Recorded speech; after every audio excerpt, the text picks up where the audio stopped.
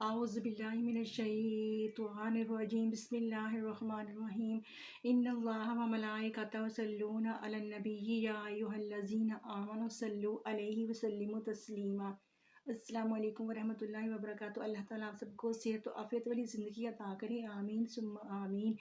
آج کا جو وظیفہ ہے وہ نماز تہجد کے بعد کا وظیفہ ہے۔ نماز تہجد جو کہ اللہ تعالیٰ کی پسندیدہ نماز ہے، اللہ تعالیٰ کی پسندیدہ نماز ہے، اور ہم اس کو نوافل کی صورت میں ادا کرتے ہیں۔ اگر آپ اس کو ادا کریں تو آپ کو بہت ہی زیادہ ثواب ملے گا، اور اگر آپ اس کو ادا نہ کریں تو اس کا گناہ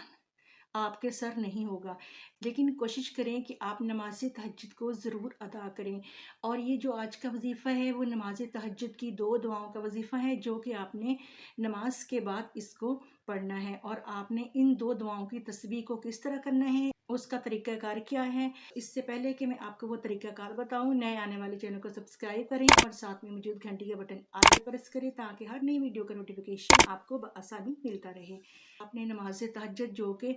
نوافل ہوتے ہیں، آپ کی جتنی بھی ہمت ہو سکے آپ نوافل ادا کریں، چاہے 12 ادا کر لیں، چاہے 10 ادا کر لیں، چاہے آپ 8 ادا کر لیں، یعنی جتنی بھی آپ میں توفیق ہو، جتنی بھی آپ میں ہمت ہو اور آپ آسانی کے ساتھ ادا کر سکیں، ضرور ادا کیجئے۔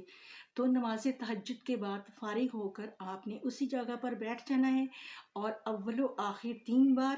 یا 11 بار آپ نے درود پاک کو پڑھنا ہے، اور اس کے بعد پھر آپ نے 100 بار تیسرے کلمے کی تسبیح سبحان اللہ والحمد للہ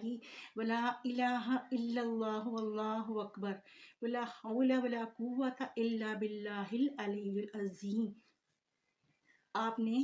اس کو 100 مرتبہ پڑھنا ہے۔ اور اس کے بعد آیت کریمہ لا الہ الا انت سبحانک انی کنت من الظالمین، اور اس کے بعد آپ نے آیت کریمہ کو بھی 100 بار پڑھنا ہے، اور آخر میں پھر آپ نے 1 بار 3 بار یا 11 بار درود پاک کو پڑھنا ہے، اور پھر آپ نے سجدے میں چلے جانا ہے۔ سجدے میں جا کر